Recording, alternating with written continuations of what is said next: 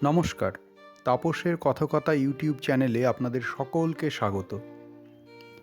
আজকে যে গল্পটি পড়ব সেই গল্পটি রমণীয় সাহিত্যিক সৈয়দ মুজতবা আলীর লেখা চাচা কাহিনী গল্পগ্রন্থের একটি অন্যতম সেরা গল্প। তার শিরোনাম রাক্ষসী। যদি আপনাদের গল্পটি ভালো লাগে তাহলে কমেন্ট, লাইক এবং শেয়ার করে চ্যানেলের সঙ্গে থাকবেন। ধন্যবাদ সকলকে।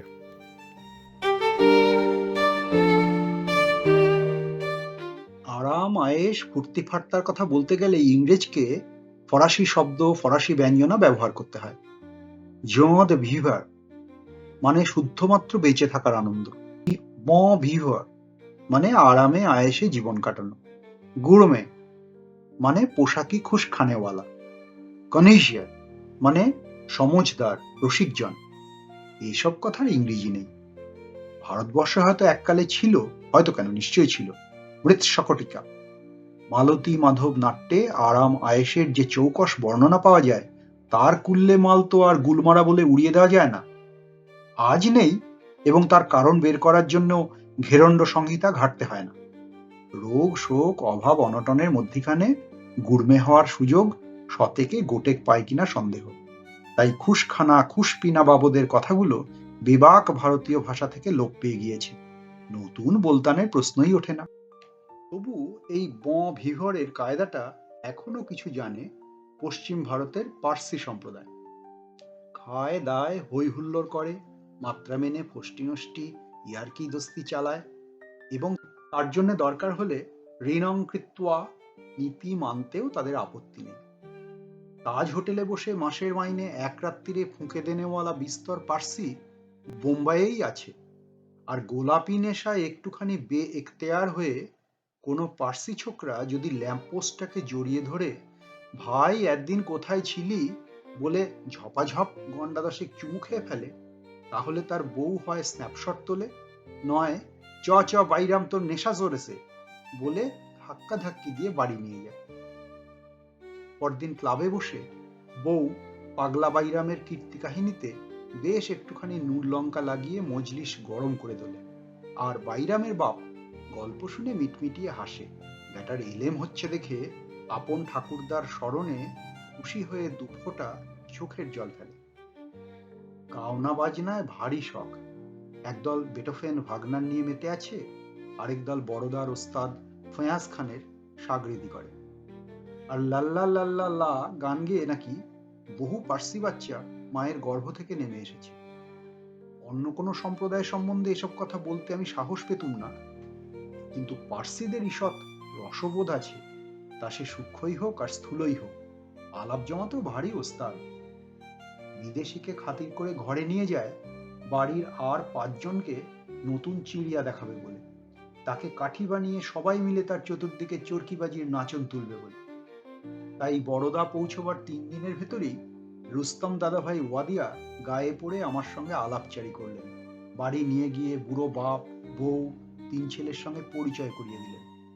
পরদিনই পার্সি সম্প্রদায়ের ধানসাক খাবার নিমন্ত্রণ পেলাম, এবং সেদিনই খানা শেষে বললেন, আসছে রোববার সন্ধ্যায় বোমানজি নারিম্যানের 2 ছেলের নওজোত, আপনার নেমন্তন্ন রয়েছে, আসবেন তো? আমি তো অবাক। এ দুনিয়ায় পার্সি বলতে আমি মাত্র এই ওয়াদিয়া পরিবারকেই চিনি। বোমানজি নারিম্যান লোকটি কে এবং আমাকে নেমন্তন্ন করতে যাবেই বা কেন? আমি বললাম, নারিম্যানকে তো আমি চিনি না। ওয়াদিয়া বললেন, চিনে আপনার চারখানা হাত গজাবে নাকি? পার্সিরা ইয়ার্কি না করে কথা কইতে পারে না। খাওয়ায় ভালো, সেইটাই আসল কথা। এই নিন আপনার কার্ড।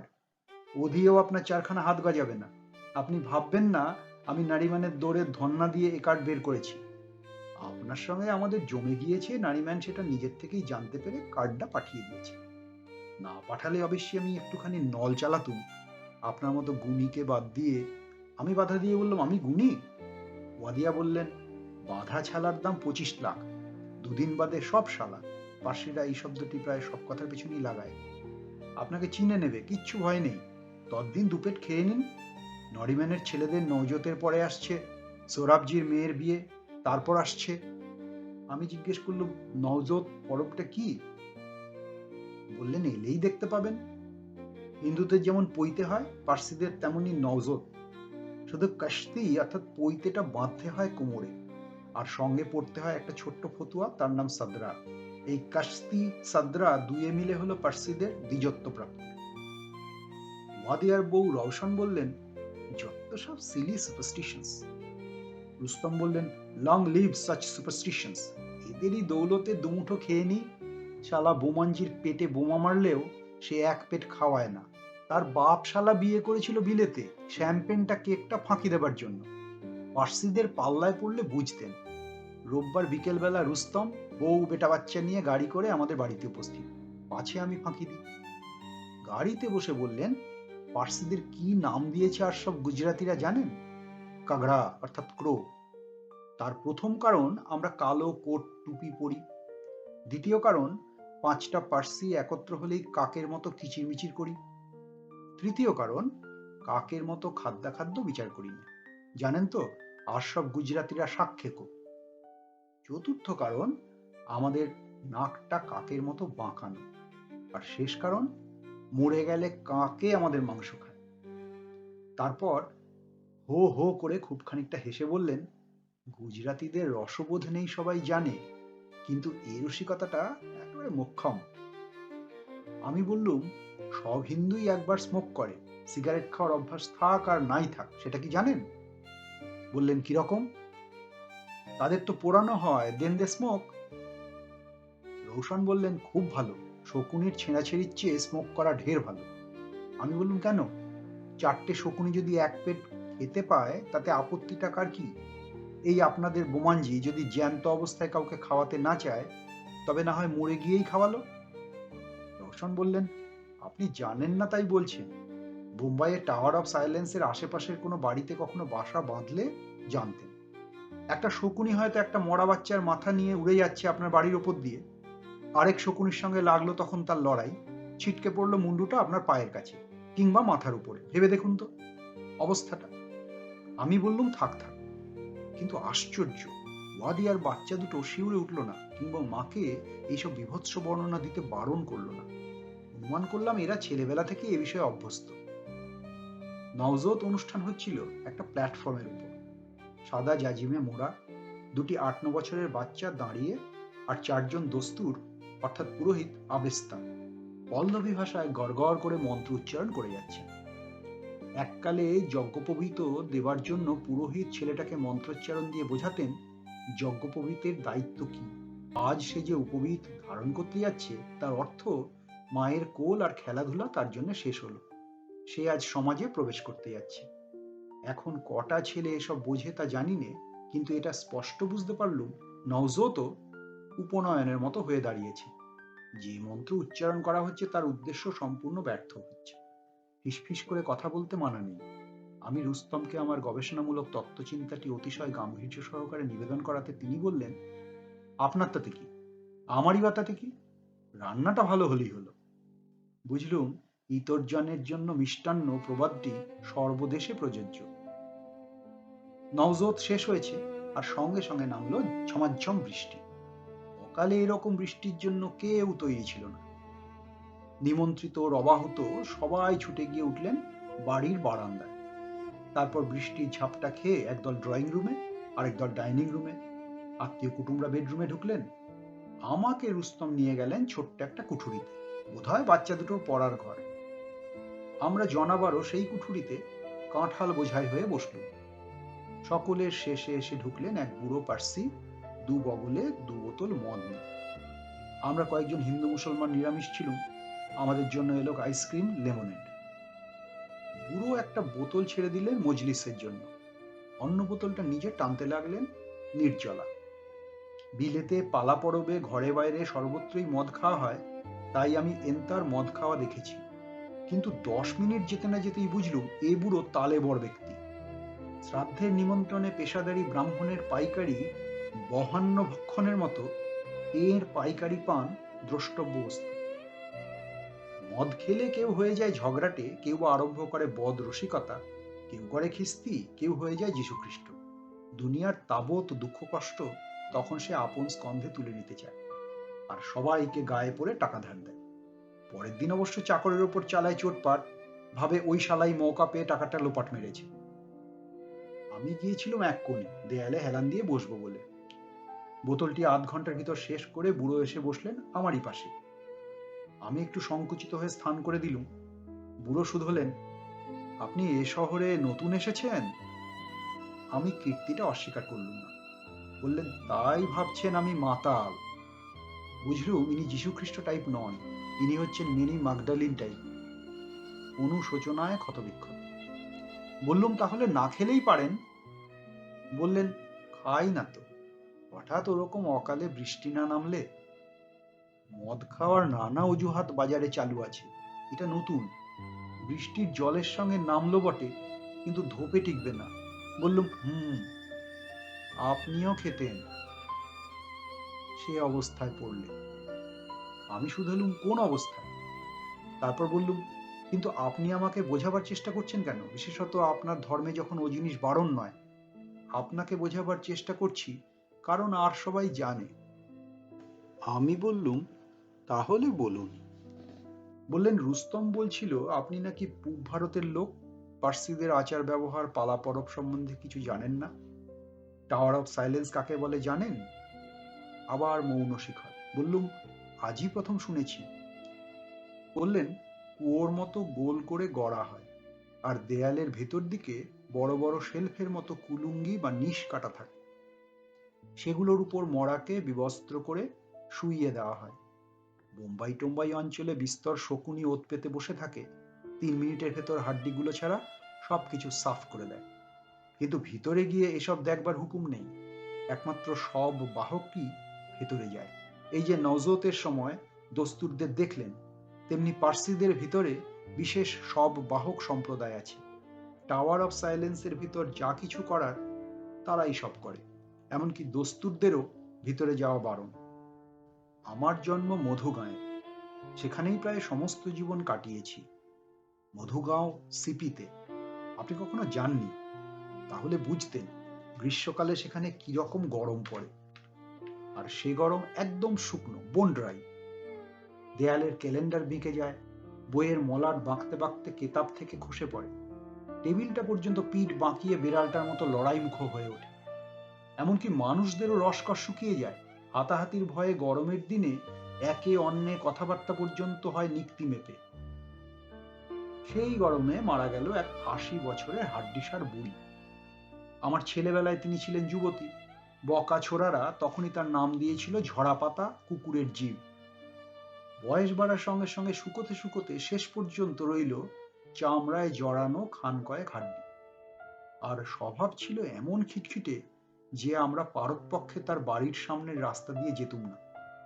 বিশ্বাস করবেন না, বেটি বারান্দায় বসতো এক গাদা নুড়ি নিয়ে। কেউ ভুলেও তার বাড়ির সামনে দাঁড়ালে নুড়ি ছুটতে আরম্ভ করতো তাক করে। আর সে কি মোক্ষম তাক! প্র্যাকটিস মেক্স পারফেক্ট রচনায় এক ছোঁড়া বুড়ির উদাহরণ দিয়ে আমার কাছ থেকে ফুল মার্ক পেয়েছিল। বুড়ির ত্রিসংসারে কেউ ছিল না, প্রকাণ্ড এক কুকুর ছাড়া। কিন্তু কুকুরটার উপর তো আর বুড়ির শেষ ক্রিয়ার ভার ছেড়ে দেওয়া যায় না। ভারটা পড়লো আমাদের ঘাড়েই। মহা বিপদে পড়লো মধুগাঁয়ের পার্সি সম্প্রদায়। এককালে মধুগাঁয়ে বিস্তর পার্সি বসবাস করত বলে তারা শহরের মাইলখানেক দূরে ভালো টাওয়ার অফ সাইলেন্স বানিয়েছিল। আপন সব বাহকও জনাষ্টিক ছিল। কিন্তু সে হলো 70-80 বৎসরের কথা। ইতিমধ্যে পার্সি সংখ্যা ক্রমে ক্রমে কমে গিয়ে দাঁড়িয়েছে মাত্র 10-12টি পরিবারে। তাই মৃত্যুর হার এসে দাঁড়িয়েছে বছরে 1 কিংবা তার চেয়েও কম। টাওয়ার অফ সাইলেন্সের শকুনগুলো পর্যন্ত পালিয়েছে না খেয়ে মরমর হয়ে। মানুষের বুদ্ধি শকুনের চেয়ে বেশি, তাই সব বাহকের দল শকুনগুলোর বহু পূর্বেই মধু গাঁও ছেড়ে চলে গিয়েছিল। তাই সমস্যা হলো বুড়িকে বয়ে নিয়ে যাবে কে। এসব ব্যাপারে পার্সিরা বামুনদের চেয়ে 3 কাঠি বেশি গোঁড়া। সব বাহক না হলে তো চলবে না, বরঞ্চ পার্সি সম্প্রদায় নিঃশ্বাস প্রশ্বাস বন্ধ করে 3 দিন কাটিয়ে দেবে, তবু সব বাহক ভিন্ন কেউ মরা ছুতে পারবে না। টেলিগ্রাম করা হলো এক আঁটা চতুর্দিকের পার্সিদের কাছে। পার্সি ধর্ম লোপ পায়, পার্সি ঐতিহ্য গেল গেল, তোমরা সব আছো কি করতে? 4টে সব বাহক না পেলে মধুগাঁও উচ্ছন্নে যাবে, সৃষ্টি লোপ পাবে। সব বাহকেরা শেষটায় এলো। এক ছোকরা দস্তুর তখনও মিসিং লিঙ্কের ন্যাজের মতো খুশি খুশি করে মধু গাঁয়ের পশ্চাৎ দেশে ঝুলছিল। সে মন্ত্রফন্ত্রগুলো সেরে দিল। হোলি জিজাজি জানেন তার কতটা শুদ্ধ কতটা ভুল। সেই মার্চ মাসের আগুনের ভিতর দিয়ে 4টে শববাহক, দস্তুরজি আর আমারই মতো আরো 2 মূর্খ গেলুম টাওয়ার অফ সাইলেন্সে। গেটের কাছে শববাহক ছাড়া আর সবাইকে দাঁড়াতে হলো। একটা গাছ পর্যন্ত নেই যার ছাওয়ায় একটু কম গরম হয়। সান্ত্বনা এইটুকুই যে শববাহকেরা রেকর্ড টাইমের ভিতর বেরিয়ে এলো। গেটে তালা মেরে আমরা সবাই ধুকতে ধুকতে শহরে ফিরে এলাম। মনে মনে প্রতিজ্ঞা করলুম, আর যদি কখনো ওই হতভাগা টাওয়ারে যেতে হয় তবে যাব শেষবারের মতো সব বাহকদের কাঁধে চেপে। কিন্তু ক্ষুধার কেরামতি কে ভেদ করবে বলো? 3 মাস যেতে না যেতে মরলেন আমার বিধবা পিসি। বাবা বিদেশে, মা বহুকাল পূর্বেই গত হয়েছেন। বাড়িতে সমস্ত কেউ নেই। আমি পাগলের মতো সব বাহকের সন্ধানে দুনিয়ার চেনা অচেনা সবাইকে তার করলুম। মে মাসের অসহ্য গরম পড়েছে আকাশ ভেঙে। মধু গাঁয়ে যে কফোটা বৃষ্টি হয় সে জুলাই মাসে। তার পূর্বে ও মুলুকে কখনো মেঘ করেনি, বৃষ্টি ঝরেনি। ধরণী যে ঠান্ডা হবেন তার কোনো আশা ভরসা নেই জুলাই মাস পর্যন্ত। দস্তুরটিও ইতিমধ্যে ন্যাজটার মতো খসে পড়েছেন, তারই বা সন্ধান পাই কোথায়? ভাগ্যিস আমি স্কুল মাস্টার। আমার ছেলেরা ছুটলো এদিক ওদিককার শহরে। তারা সব হিন্দু, 2-1টি মুসলমান। কিন্তু গুরুর দায় বুঝতে পেরে কেউ সাইকেলে চড়ে, কেউ লোকাল ধরে এমনি লাগলো যে মনে হলো তারা বুঝি কোয়েশ্চেন পেপার লিক হওয়ার সন্ধান পেয়েছে। ভগবান তাদের মঙ্গল করুন। সব কিছুর ব্যবস্থা হয়ে গেল। ছেলেদের বললুম, বাবারা আমায় বাঁচালে, কিন্তু আর না, তোমাদের আর সঙ্গে আসতে হবে না। আর শোনো, এই গরমে যদি টাওয়ার যেতে আসতে আমি মরি তাহলে আমাকে পুড়িয়ে ফেলো, না হয় গোড় দিও। আমি বললাম, সে কি কথা? আমার কথা যেন আদপেই শুনতে পাননি সেই রকম ভাবে বলে যেতে লাগলেন, যেন বিশ্ব ব্রহ্মাণ্ডের কড়াইয়ে গরম তেল ফুটছে আর আমি তারই ভিতর সাঁতার কেটে কেটে টাওয়ারের দিকে চলেছি। এক পা ফেলি আর ভাবি এ দুনিয়ায় এই শেষ পা ফেলা। পরের কদমেই দেখব জাহান্নামের বুকিং অফিসের সামনে কিউয়ে পৌঁছে গিয়েছি। স্বর্গে যাওয়ার হলে ভগবান এই কড়াই ভাজার প্র্যাকটিস কপালে লিখবেন কেন? টাওয়ার অফ সাইলেন্সের সামনে এসে বসে পড়েছি। দস্তুরজির শেষ মন্ত্রোচ্চারণ আমার কানে এসে পৌঁছচ্ছে যেন কোন দূর দূরান্ত থেকে। বোঝা না বোঝার মাঝখান দিয়ে যেন কিছু দেখছি, কিছু শুনছি। সব বাহকেরা ক্লান্ত শ্লথ গতিতে মরা নিয়ে টাওয়ারের ভিতর ঢুকল। আর পর মুহূর্তেই আমার সমস্ত চৈতন্য ফিরে এলো টাওয়ারের ভিতর থেকে একসঙ্গে অনেকগুলো তীব্র তীক্ষ্ণ চিৎকার শুনে। সে চিৎকারে ছিল মাত্র একটা জিনিস, ভয়। যারা চিৎকার করলো তারাই যে শুধু ভয় পেয়েছে তা নয়, সে চিৎকার যেন স্পষ্ট ভাষায় বলল, আর কারো নিস্তার নেই। সঙ্গে সঙ্গে 4জন শববাহকের 2জন পাগলের মতো হাত পা ছুঁড়ে ছুঁড়ে এদিক ওদিক টাল খেয়ে খেয়ে ছুটে বেরিয়ে এলো গেট দিয়ে। একজন আমাদের দিকে তাকিয়েই এক মুখ ফেনা বমি করে পড়লো দস্তুরজির পায়ের কাছে। আরেকজন দিকবিদিক জ্ঞান শূন্য হয়ে সেই রকম টাল খেয়ে খেয়ে যে কোন দিকে চললো সে জানে না। দস্তুরজিও একবার তার দিকে তাকান, আরেকবার তাকান ভিড়মি যাওয়া লোকটার দিকে। টাওয়ারের ভিতর থেকে আর কোনো শব্দ আসছে না। যে পাগলটা ছুটে চলেছে সে চিৎকার করে করে যেন গলা ফাটিয়ে দিচ্ছে। সে কি অমানুষিক বীভৎস কণ্ঠস্বরের বিকৃত পরিবর্তন! দস্তুরজি আর আমি এমন হতভম্ব হয়ে গিয়েছি যে আমাদের মাথায় কর্তব্য কিছুই খেলছে না। পা দুটি যেন মাটিতে শেকড় গেড়ে বসে গিয়েছে। হতভম্ব হয়ে গিয়েছি বললে অল্পই বলা হয়, কারণ অদ্ভুত এক ভীতি আমাদের তখন অসাড় করে ফেলেছে। কতক্ষণ এরকম ধারা কাটলো আমার মনে নেই। আস্তে আস্তে মাথা সাফ হতে লাগলো, কিন্তু ভয় তখনও কাটেনি। দস্তুরজি বললেন, আর 2টো সব বাহকের কি হলো? তারা বেরোচ্ছে না কেন? আমার মনেও সেই প্রশ্ন, উত্তর দেব কি?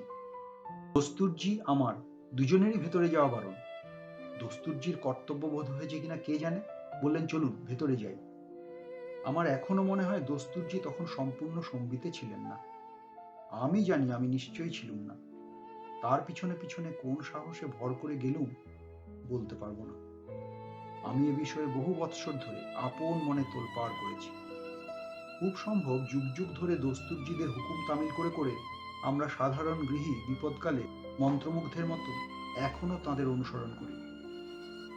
ভিতরে ঢুকে বাঁ দিকে মোড় নিয়েই দেখি ভদ্রলোক হঠাৎ থেমে গেলেন। আমি বললুম, কি কি? আমার দিকে প্যাট প্যাট করে তাকিয়ে বললেন, এই যেরকম আমি আপনার দিকে তাকালুম ঠিক সেই রকম তাকিয়ে আছে টাওয়ারের দেয়ালের একটা শেলফের ভিতর পা ছড়িয়ে বসে, ঘাড় আমাদের দিকে ফিরিয়ে, সেই হাড্ডিসার বুড়ি যাকে আমরা 3 মাস আগে এই টাওয়ারে রেখে গিয়েছিলাম। গায়ের চামড়া আরো শুকিয়ে গিয়েছে, আর আর চোখের কোটর দুটো ফাঁকা, কালো 2 গর্ত। আমি অজ্ঞান হয়ে পড়লুম। হুঙ্কার দিয়ে ভদ্রলোক বললেন, কেউ আমাকে 1 বোতল দেবে না নাকি রে? অথবা ওই রকম কিছু একটা, আমি স্পষ্ট শুনতে পাইনি। ভয়ে আমার সর্বাঙ্গ কাঁটা দিয়ে উঠেছে। কি করে যে এরকম একটা ব্যাপার সম্ভবপর হতে পারে সে কথা জিজ্ঞেস করার মতো হিম্মত বুকে বেঁধে উঠতে পারছি না। পাছে আরো ভয়ঙ্কর কোনো এক বিভীষিকা তিনি আমার চোখের সামনে তুলে ধরেন। হঠাৎ যেন আমার প্রতি ভদ্রলোকের দয়া হলো। আমার পিঠে হাত বুলিয়ে বললেন, ভয় পাবেন না, আপনাকে সব কিছু বুঝিয়ে বলছি। যখন জ্ঞান ফিরে পেলুম তখন দেখি আমার উপর কে যেন বালতি বালতি জল ঢালছে। তারপর বুঝলুম বৃষ্টি নেমেছে। আমার চতুর্দিকে স্কুলের ছেলেরা দাঁড়িয়ে রয়েছে। সেই যে শববাহক পাগলের মতো ছুটে গিয়েছিল, তাকে ওরকম অবস্থায় একা দেখতে পেয়ে ছেলেরা আমাদের সন্ধানে এখানে এসে পৌঁছেছে। যে 2জন শববাহক ভিতরে অজ্ঞান হয়ে পড়েছিল তারা আর কখনো জ্ঞান ফিরে পায়নি। যে বাইরে এসে ভিড়মি খেয়েছিল সে পরে সুস্থ হলো বটে, কিন্তু তার মাথা এখনো সম্পূর্ণ ঠিক হয়নি। আর যে পাগলের মতো ছুটে বেরিয়ে এসেছিল তাকে এখনো পাগলা গারদে বেঁধে রাখা হয়েছে। একমাত্র দস্তুরজি এই বিভীষিকা কাটিয়ে উঠতে পেরেছেন। অথচ ব্যাপারটা পরে পরিষ্কার বোঝা গেল। বুড়ি ছিল হাড্ডিসার, গায়ে একরত্তি চর্বি ছিল না, যেটুকু মাংস ছিল তা না থাকারই সামিল। 3 মাসের গরমে বুড়ি শুটকি হয়ে এমন এক অদ্ভুত ধরনের বেঁকে গিয়েছিল যেন পা দুটো ছড়িয়ে দিয়ে উঠে বসেছে। শুধু চোখ দুটো একদম উপে গিয়েছে। সর্বশরীরের কোথাও এতটুকু আঁচল নেই। আপনাকে আগেই বলেছি, মধু গাঁও থেকে সব শকুন বহুদিন পূর্বেই পালিয়ে গিয়েছিল। এক সাধুর কৃপায় আমি সুস্থ হয়ে উঠলুম, কিন্তু অকালে বৃষ্টি নামলে আমাকে এখনো বোতল বোতল মদ খেয়ে ছবিটা মগজ থেকে মুছে ফেলতে হয়।